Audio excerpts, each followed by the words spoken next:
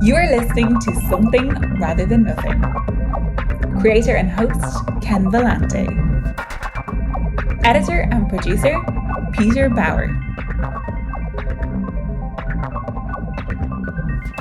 This is Ken Vellante with the Something Rather Than Nothing podcast, and for me, this is a long-awaited episode, and I'm very, very happy to introduce you to Meruzh Mazmanyan, and somebody who has contributed to the zine.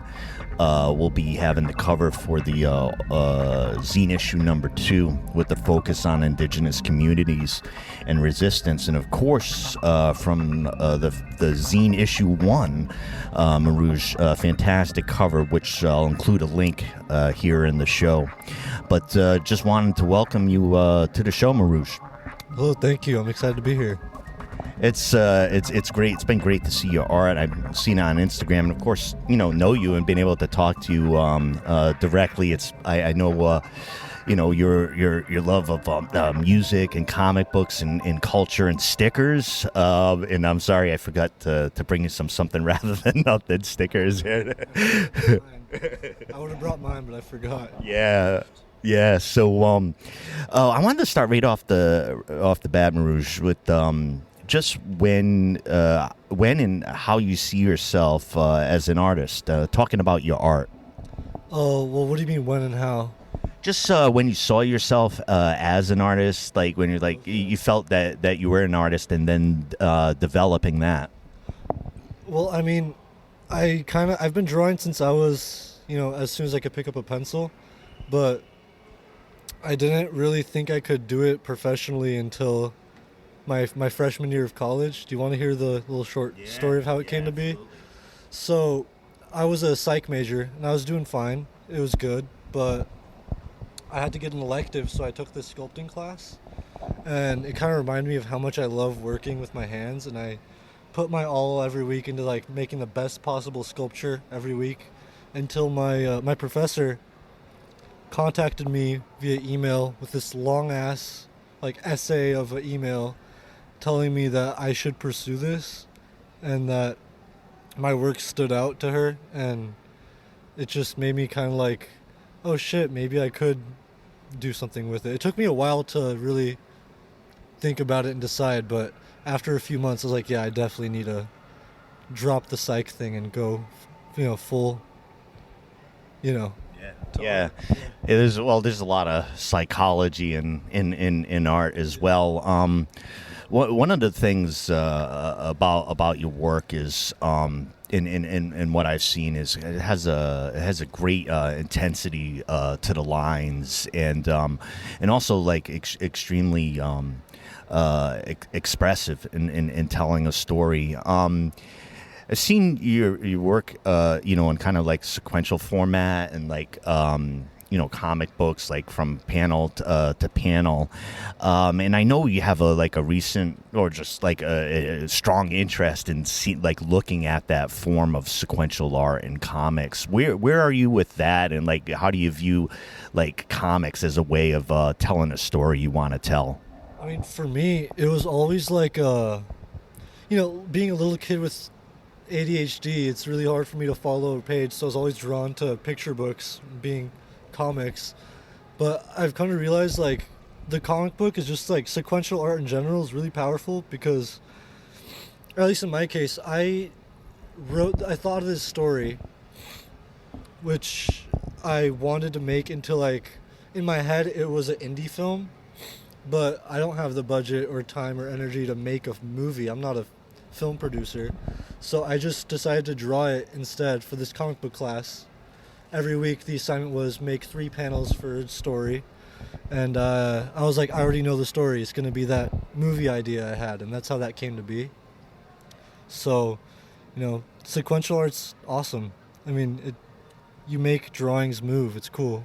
Yeah. I've always, it's one of the things I really like about, I think about it in photography of and enjoying photography, and people enjoy photography, enjoy film because it's just the thousands of photographs kind of right next to each other. And, I think about, the art and comics of individual panels telling a story. There's something about like the words and images that kind of like I know when I'm reading them, sometimes it's like I'm kind of in my movie, like I'm exactly. in the movie because of maybe it's the energy and motion in them. Yeah, because like once you get, if it's good writing, it'll get you in the zone, and then you kind of forget you're reading a book, and it just kind of becomes like an animated movie, or at least in my head, that's how it becomes for me. Yeah, it works similar in my head. And the Something Rather Than Nothing podcast chat a lot about it's art and philosophy. And, I know you think about art. I was wondering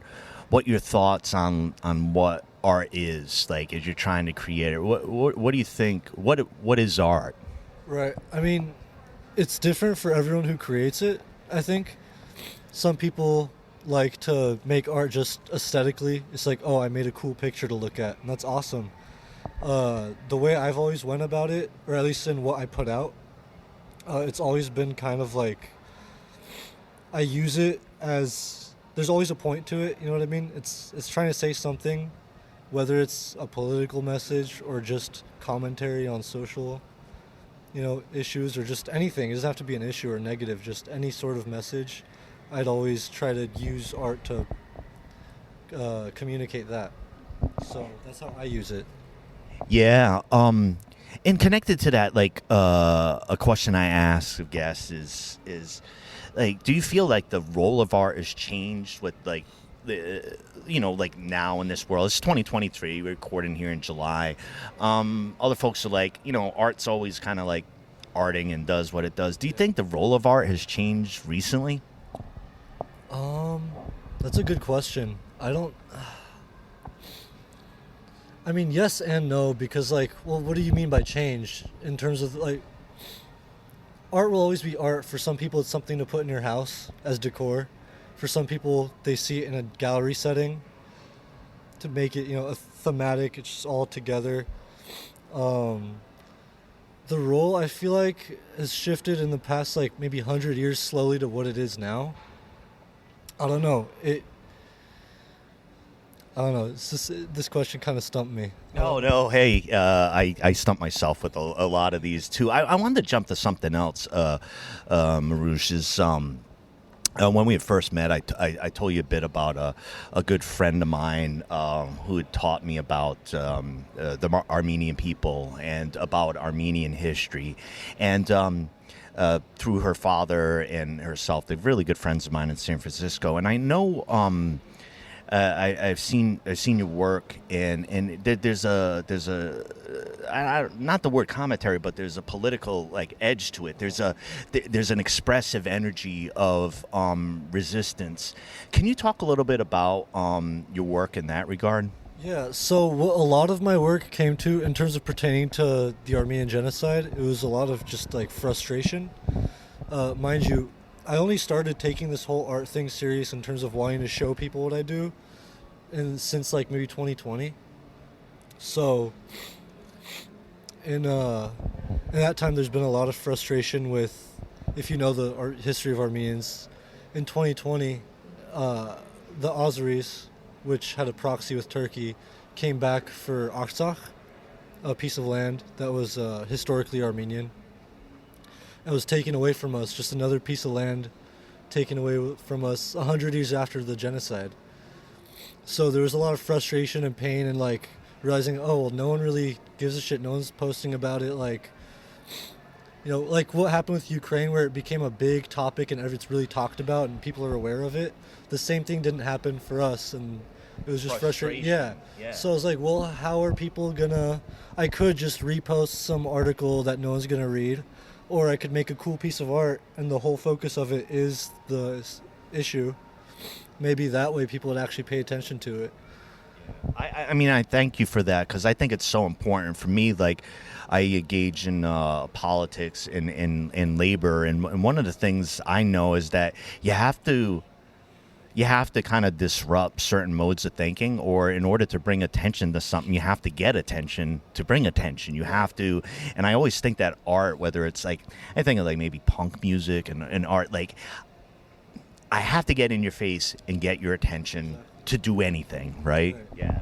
Interesting you mentioned punk. I always thought of my work, like what punk rock is in terms of music, the sound, what it is, the point, the message. That's kind of what I do with my paintings and drawings.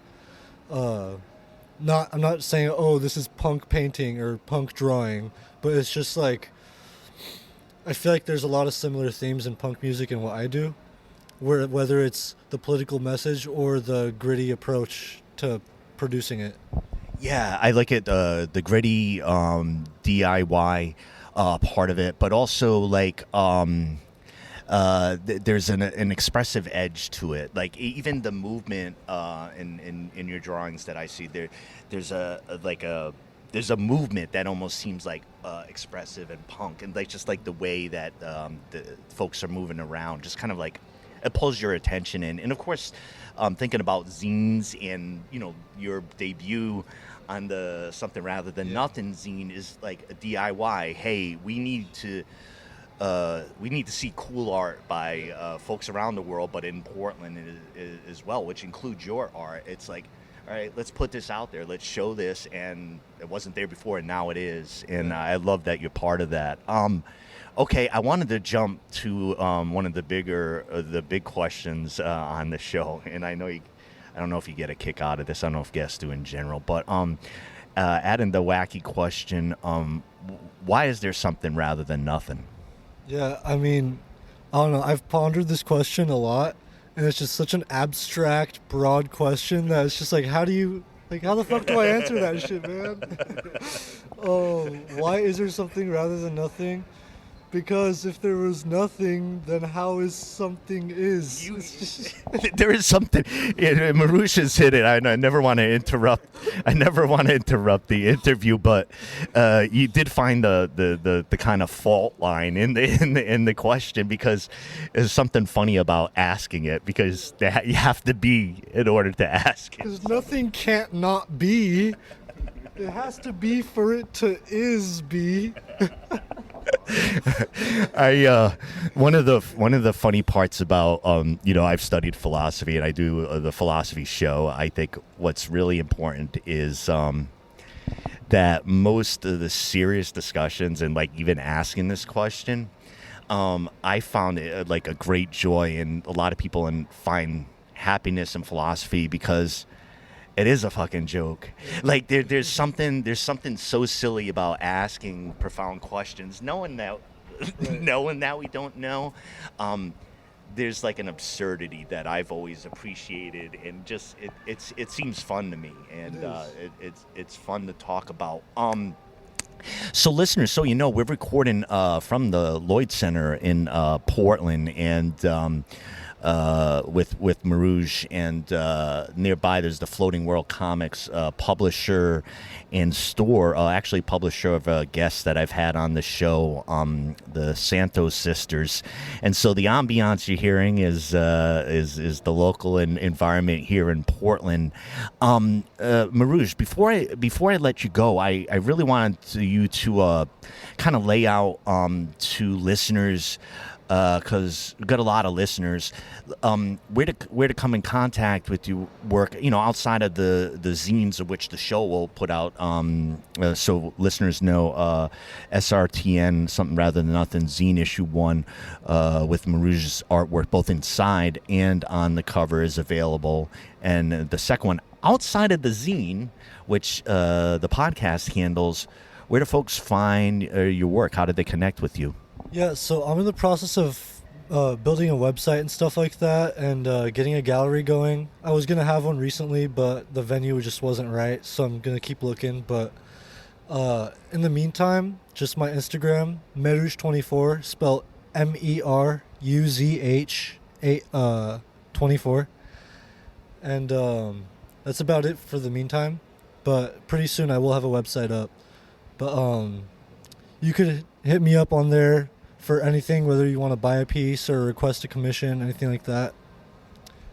Yeah, well, thank you, and encourage everybody. And I've been able to enjoy we within the podcast. Want to thank you, Meruzh, for your contributions. And like I said, I get pretty jazzed about your art and having you on those covers. And I think one of the important thing is when we're talking DIY, is like get yourself. I'm saying this to the listeners: get yourself a copy of something. Get Meruzh's artwork. Get that album. Get that album or single or cassette from a band. Support your artists who are doing great stuff, and that includes you, Meruzh. So I want to thank you for visiting the Something Rather Than Nothing podcast. And folks, keep an eye with the Something Rather Than Nothing zine issue 2. You'll see Meruzh's fine work on that cover. You'll see more from him coming forward. But thanks again for popping on the show.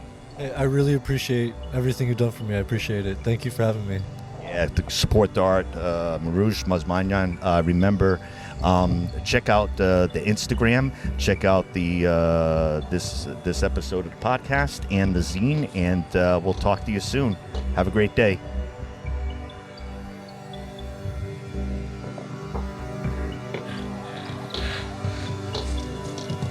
This is Something Rather Than Nothing.